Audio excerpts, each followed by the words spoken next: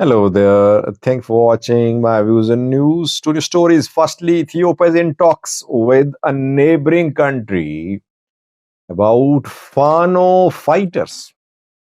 What does Ethiopia want from this neighbor about the Fano? Talks have been held in Addis Ababa, reported. Secondly, we know that the Jubaland regional forces, dozens of regional force members were detained by federal forces or they surrendered to federal forces in Ras Kamboni 3 days ago. What will federal government do? Where will the detainees be kept? A decision has been made, reported. I think around 70 uh, are in the custody of federal forces. Let's start, viewers, with the first story, which is about talks between Ethiopia and a neighboring country about Fano. A few weeks ago, Fano fighters took control of a border town that led to closure of Ethiopia-Sudan border. Matimma town remained under Fano control for more than a day. Kalabat border crossing between Ethiopia and Sudan remained closed. Sudanese authorities closed the border. Ethiopian military deployed in Matimma fled into Sudan after Fano attacked Matimma. Around 60 to 70 ENDF soldiers, they took refuge in Sudan. When they entered Sudan, they were disarmed by Sudanese border guards. And since then, they have been in Sudan. Border remained closed for a month, I think. Later, military launched a counter operation. Fano fighters were removed from Matimma, and military retook control of Matimma. Sudanese authorities then reopened the border. This week, talks have been held in Addis Ababa between Sudanese Foreign Minister and Yusuf Ali Sharif is the name of Sudanese Foreign Minister, and Ethiopian Foreign Minister Gideon Timotheus. Ethiopia wants help from Sudan because Sudanese border is a very porous border. Arms smugglers are operating on Sudanese soil. Human traffickers are operating there as well. Fano fighters are reportedly receiving logistical support from some elements in Sudan. It's not that Sudanese government is supporting Fano, but there are elements, there are gangs, arms, smugglers operating there.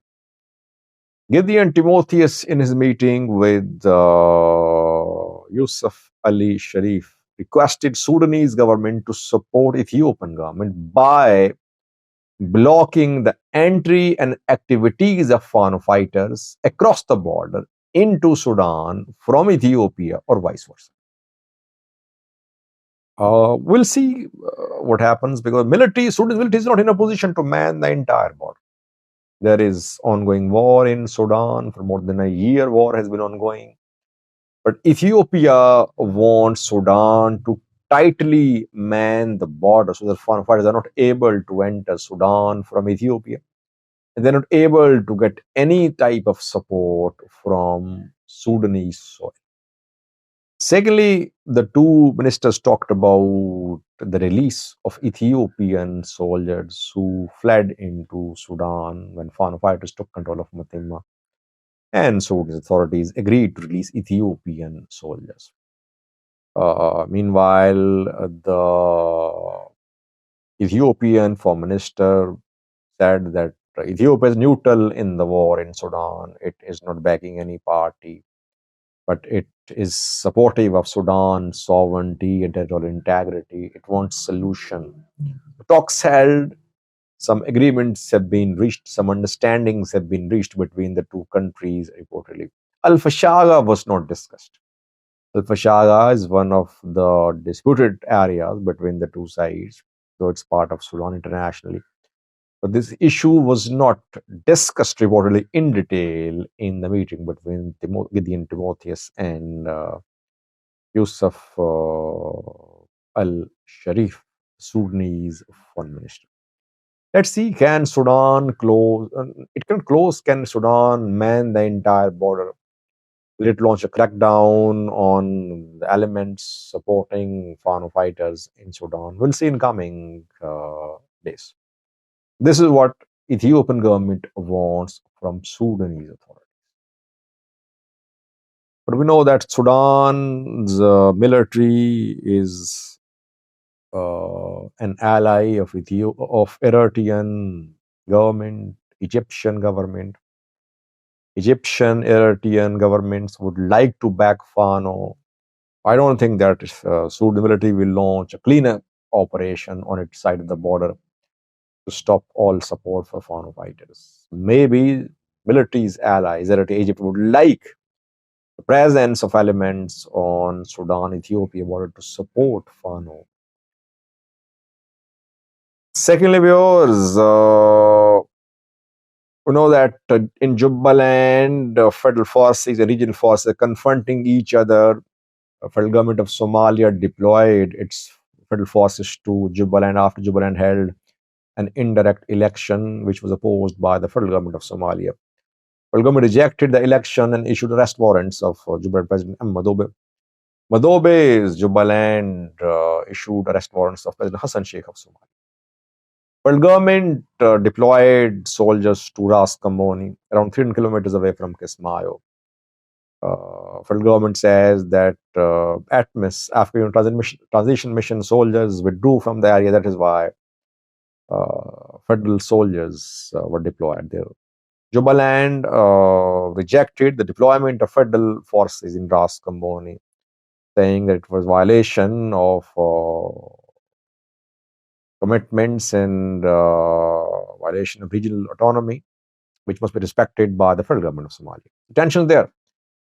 2 days ago, when federal forces arrived in Ras Kamboni, Jubaland mobilized its regional forces towards Ras Kamboni.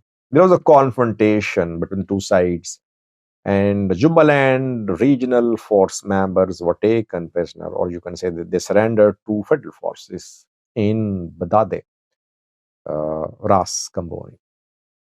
Videos were shown. I showed you videos, pictures too, with the Jubaland regional force members in the custody of federal forces. Federal Gorgor Turkish trained commandos.